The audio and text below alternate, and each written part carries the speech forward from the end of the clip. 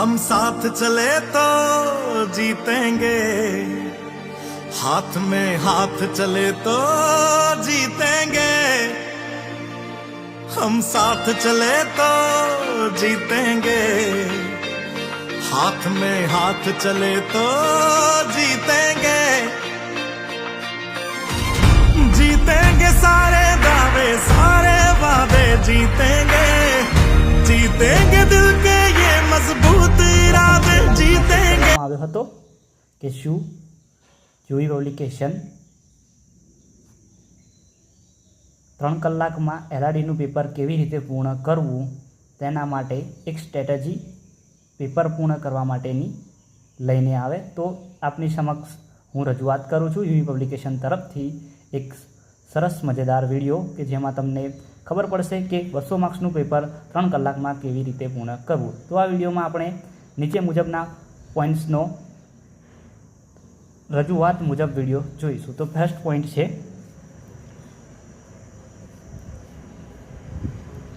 પહેલો પોઈન્ટ છે તો કે આજથી કેટલા દિવસ રહ્યા।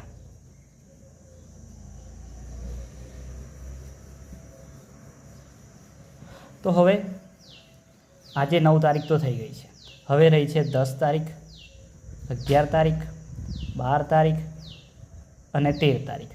હવે આપણે 14 તારીખનો સમાવેશ આમાં કરતા નથી, કારણ કે 14 તારીખે બધાને નીકળી જવું પડશે, કેમ કે દૂર દૂરના કેન્દ્રો હશે, જેમ કે સુરત છે, અમદાવાદ છે, જેમ બધાને કેન્દ્રો બહુ દૂર હશે, તો એ દૂરના કેન્દ્રોએ પહોંચવા માટે 14 તારીખે નીકળવું પડશે। તો 14 તારીખનો આપણે રિવિઝન માટેનો સમયગાળો ગણતા નથી। તો આ 10, 11, 12 અને 13 આ તારીખોમાં આપણે શું કરવું જોઈએ?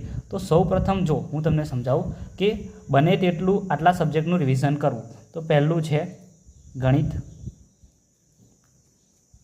બીજું છે રિઝનિંગ, ત્રીજું છે બંધારણ, 4 નંબર પર છે ઇતિહાસ, જેમાં ગુજરાત અને ભારત બંનેનો સમાવેશ થશે।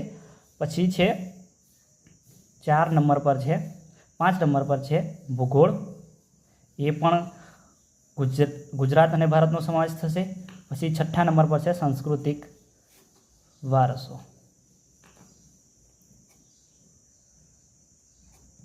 આટલા સબ્જેક્ટનું મેઇન રિવિઝન આટલા દિવસોમાં કરતા રહેજો। પછી જેને કરંટ અફેર્સ બાકી હોય, સાયન્સ એન્ડ ટેક બાકી હોય તે પણ કરતા રહેજો। સાયન્સ એન્ડ ટેક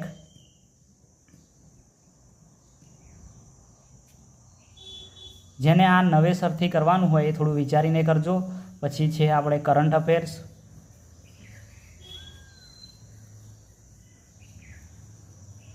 જો કરંટ અફેર્સ તો આમ છે ને તો 1/1/2025 થી 31 મે 2025 સુધીનું ચાલે, પરંતુ કંઈ એવું નક્કી નથી હોતું કરંટ અફેર્સમાં કે આટલા ટાઈમનું પૂછાઈ શકે। જેમ કે CCEમાં તમે જોશો તો 1 વર્ષનું કરંટ અફેર્સનો સમાવેશ કરી દેવામાં આવ્યો છે।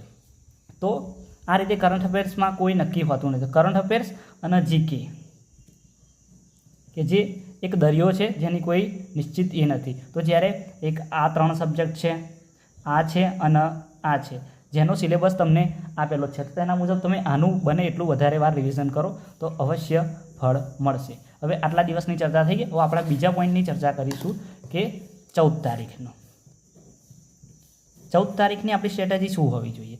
તો જેને દૂર જવાનું હોય છે તે રિઝર્વેશન કરાવી લે અગાઉથી। 10, 11, 12 તારીખમાં તમારે ટ્રેનમાં જવાનું હોય તો ટ્રેનમાં, બસમાં જવાનું હોય તો બસમાં તેનું રિઝર્વેશન અવશ્ય કરાવી લેજો। અને 14 તારીખની સાંજે તમે જ્યાં કેન્દ્ર હોય તે સિટીમાં પહોંચી જાઓ તેવી વ્યવસ્થા કરી દેવી। 14 તારીખની સાંજે તમે ઘરેથી જ્યારે નીકળો ત્યારે તમારે કોલ લેટર કઢાવી લેવો,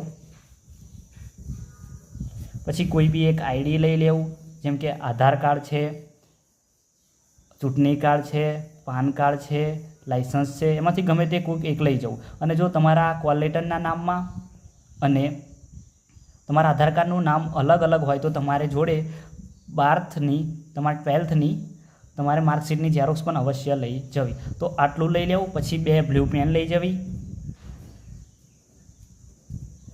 2 બ્લુ પેન અવશ્ય લઈ જવી. જે પેન એવી પસંદ કરજો MCQ ટીક કરવા માટે કે જે જાડા પોઈન્ટવાળી હોય, જેના કારણે તમને મદદ સારી રહે, જેનાથી 1-2 વારમાં તમારે સર્કલ પૂર્ણ થઈ જાય, જેના કારણે ખોટો સમય ના વેડફાય. તો આટલું થઈ ગયું. તો બને તેટલું 14 તારીખની સાંજે પહોંચી જજો બધા, તો ત્યાંથી તમને કોઈ તકલીફ ના પડે. અને હવે આપણે વાત કરીશું 15 તારીખ માટેનું. તો 15 તારીખે એક્ઝામ છે. તો ફર્સ્ટ ઓફ ઓલ કોલ લેટરની માહિતી મુજબ 7:30થી તમને એન્ટ્રી આપવાનું શરૂઆત થઈ જશે અને લાસ્ટ છે સમય 8:30. તો 7:30થી 8:30ની વચ્ચે અવશ્ય પહોંચી જજો. તેથી વધારે સમયગાળો ના લગાવતા, નહીં તો એન્ટ્રી નહીં આપે. જેમ કે PSIમાં બી લાસ્ટમાં એન્ટ્રી અમુકને નથી મળી, તો બને એટલા વહેલા પહોંચી જવા વિનંતી છે, જેના કારણે તમારું મન બી શાંત રહેશે અને બધું બી. તો આ ટાઈમે પહોંચશો, આ રીતનું પહોંચી જાઓ. પછી આટલા ટાઈમમાં મેઇન વસ્તુ એ છે કે એવું વિચાર ના કરું કે કેવું પેપર આવશે, આ રીતનું થશે, આ રીતનું થશે, કંઈ પણ નહીં. પોતાના મનને શાંત રાખજો. જે પેપર આવશે એ બધા માટે એક જ સેમ હશે. હવે આપણે જોઈએ કે તમે અંદર એન્ટ્રી મળી ગઈ છે. હવે 9:30નો સમય આવી ગયો છે, તમને પેપર હાથમાં આવી ગયું છે. હવે આપણે બધા જાણીએ છીએ કે આ એક્ઝામમાં પાર્ટ A અને પાર્ટ B બંને છે. તો હું 3 કલાકનું મેનેજમેન્ટ કમનું કરવું એ તમને સમજાવું છું. તો સૌપ્રથમ પહેલા કલાકમાં તમારે પાર્ટ B જોવાનો. પહેલાં પાર્ટ Aને અડવાનું જ નહીં, પહેલાં પાર્ટ Bમાં જોવાનું. અને પાર્ટ Bમાં તમારે 120 પ્રશ્નો છે. 120 પ્રશ્નોને ફટાફટ વાંચતું જવાનું. અને જે આવડતું હોય અહીં ગાડી આ પ્રશ્ન છે તો અહીં ગાડી લખી કાઢવાનું, A અહીં B છે, D છે, જે જવાબ આવતો હોય ફટાફટ લખતું રહેવાનું. એટલું 1 કલાકમાં ફટાફટ એ આખું પતાવી દેવાનું છે. એટલું પતે 1 કલાકની અંદર, જેટલું બી પતે 1 કલાકની અંદર એટલું ટીક કરી દેવાનું 5 મિનિટમાં. ખાલી 5 મિનિટમાં OMRમાં ટીક અવશ્ય કરી દેવું. એવું ના રાખવું કે લાસ્ટ સમયમાં ટીક કરીશું. લાસ્ટ સમયમાં ટીક કરવા જશો ને તો જે કદાચ તમને સાચા આવડ્યા હશે એનું બી કદાચ તમે ટીક કરવાનું ભૂલી જશો, કાં તો ઉતાવળમાં Bની જગ્યાએ C, Dની જગ્યાએ A, ગમે તે ભૂલ થઈ શકે છે. તો જેટલા આવડ્યા છે એટલું ટીક કરવું. તો 1 કલાક અને 5 મિનિટમાં આટલું કામ પૂરું થઈ જશે. હવે બીજો 1 કલાક લેવાનો, એટલે સેકન્ડ સ્ટેપ લેવાનો. એમાં પાર્ટ A જોવાનો. પાર્ટ Aમાં એવા પ્રશ્નો, જો ગણિત, રિઝનિંગ અને ગુજરાતી છે, તો પાર્ટ Aમાં બને એટલું પહેલાં આપણે રિઝનિંગના ક્વેશ્ચન સોલ્વ કરી દેવાના ફટાફટ. જે પહેલી નજરે આવડે એને ફટાફટ જોઈ લેવાના. પછી જે મેથ્સમાં છે તો પહેલું આટલું કલાકમાં કામ પૂરું કરવાનું. અને જો ગુજરાતી પેરેગ્રાફ વાંચીને ફટાફટ પડતા હોય તો પતાવી દેવાનું. આટલું કામ થઈ જાય 1 કલાકમાં. પછી 1 કલાકના 5 મિનિટમાં ટીક કરી દેવાનું. હવે 1 કલાક 5 મિનિટ, 1 કલાક 5 મિનિટ, એટલે 2 કલાક ને 10 મિનિટ. હવે આપણા જોડે રહી છે 40 મિનિટ લાસ્ટ. હવે આમાં તમારે શું કરવાનું કે લાસ્ટ 15 મિનિટ છે, તો એ 15 મિનિટ તમારે પાર્ટ Bમાં જે બાકી છે એમાં જોવાનું કે હવે તમને ફાઇનલી આનો આન્સર આવડશે કે નહીં આવડે. તમારે પોતાની જાતે સમજી જવાનું. હવે નહીં આવડે તો E ટીક કરવાના, આવડશે તો એમાં જે તમારે રિસ્ક લેવાનો હોય, જો 2 MCQમાં ડાઉટ થતો હોય તો જ રિસ્ક લેવાય. એનાથી વધારે કોઈ વસ્તુમાં રિસ્ક ના લેવો, બને એટલો રિસ્ક ના લેવો. કેમ કે એક્ઝામમાં 1 માર્ક્સ, અડધા માર્ક્સથી 0.25 માટે બી લોકો ફેલ થાય છે. તો કૃપયા કરીને રિસ્ક ના લેવો. તો પાર્ટ Bમાં હવે તમારે જે બાકી રહ્યું એ 15 મિનિટમાં પૂર્ણ કરી દેવાનું. અને તેમાં 81થી કે 200 MCQનું જે છે એ ટીક બી કરી દેવું. E સાથે તમે જેટલા કરો એ ટીક પણ કરી દેવાનું. આમાં સમય વધારે નહીં બગાડવાનો. હવે લાસ્ટ મિનિટ રહી 25 મિનિટ. હવે 25 મિનિટમાં જે ગુજરાતી પેરેગ્રાફ બાકી રહ્યા હતા અને મેથ્સમાં અમુક જે હાર્ડ ટોપિક હશે એનું સોલ્યુશન કરી નાખવાનું ફટાફટ. આવડતું હોય તો આવડતું, ના આવડતું હોય તો પોતાની જાત જોડે ઈમાનદાર રહી એ ટીક કરી દેવા. લાસ્ટની 5 મિનિટ પહેલાં OMR સીટ પૂર્ણ કરી દેવી. નહીં તો કેવું થશે કે તમને આવડતું હશે તો બી OMR સીટમાં પૂર્ણ નહીં કરી હોય તો ઘણા બધા તકલીફ પડી શકે છે. ઘણા બધાને પ્રશ્નો હશે કે કેટલા E ટીક કરવા. અને જો E ટીક કરવામાં કેવું છે કે પેપર કેવું આવે છે, પેપર કેવું આવશે એ કોઈને ખબર નથી. જો હાર્ડ આવે તો બને તો 25 20 સુધી, 25 તો ને 25 તો વધારે થઈ જશે, 20 ઈ થાય તો વાંધો ના આવે. અને જો ઇઝી પેપર હોય તો તમારે 15ની આજુબાજુ ઈ કરો તો તમે કોઈ સમસ્યા ઊભી નહીં થાય, તો તમે આરામથી મેરિટ લિસ્ટમાં આવી શકો છો. અને બને એટલું પોતાની જાત જોડે પ્રામાણિક રહેજો અને બધું. અને હવે આ જે 10 થી 15 તારીખનો સમય છે એમાં તમને એક ટ્રીક આપું છું, બને એટલું કરજો કે મનને શાંત રાખજો.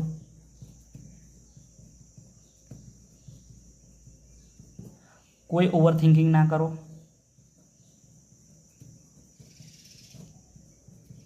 ઓવર થિંકિંગથી બચજો ખાસ. પેપર કેવું આવશે, શું થશે, કેમનું થશે, કોઈ જાતની ચિંતા ના કરતા. તમારે જે બી ભગવાનને માનતા હોય, તમારી માતાજીને માનતા હોય, ગમે તેને માનતા હોય, એના પર ભરોસો, પોતાની જાત પર ભરોસો રાખીને એક્ઝામ આપવા જજો. અવશ્ય 110% પરિણામ મળશે અને મળશે જ. અને જો હવે કોઈ તમારે રિવિઝન બાકી હોય તો યુવી પબ્લિકેશન દ્વારા બધા વિષય વાઇઝના MCQ બહાર પાડવામાં આવ્યા છે. જે MCQ તમે ખરીદી શકો છો, જેનો વોટ્સઅપ નંબર નીચે ડિસ્ક્રિપ્શનમાં મળી જશે. કોઈ બી પ્રશ્ન હોય તો કોમેન્ટમાં પ્રશ્ન જરૂર જણાવજો, એનું સોલ્યુશન અમે જરૂર આપશું. અમે વોટ્સઅપ નંબર બી આપીએ છીએ, તેમાં બી જણાવજો. કરંટ અફેર્સ જો હજુ કોઈને બાકી હોય તો અમારા જોડે માત્ર ને માત્ર 38 પેજમાં હેન્ડ રાઇટિંગ કરંટ અફેર્સ છે, જેની માત્ર કિંમત 49 છે. તે ઓર્ડર કરી તમે વાંચી શકો છો. તો આભાર. અને આ વિડીયોમાં સૌપ્રથમ એક ગીત મૂકવામાં આવશે કે જે તમને થોડુંક મોટિવેશન આપશે. અને શાંતિથી જોજો, શાંતિથી જજો, કોઈ પણ જાતની એ ના કરતા. પહેલાંથી રિઝર્વેશન અવશ્ય કરાવજો. અને કોઈ પણ વ્યક્તિને કંઈ બી પ્રશ્ન હોય તો પ્રશ્ન અવશ્ય કરજો. બધાને બેસ્ટ ઓફ લક. અને 12:30 છૂટશો, શાંતિથી નાસ્તો કરજો, પછી શાંતિથી ઘરે આવવા નીકળજો, કેમ કે બધાને રૂટીન લાંબુ જશે.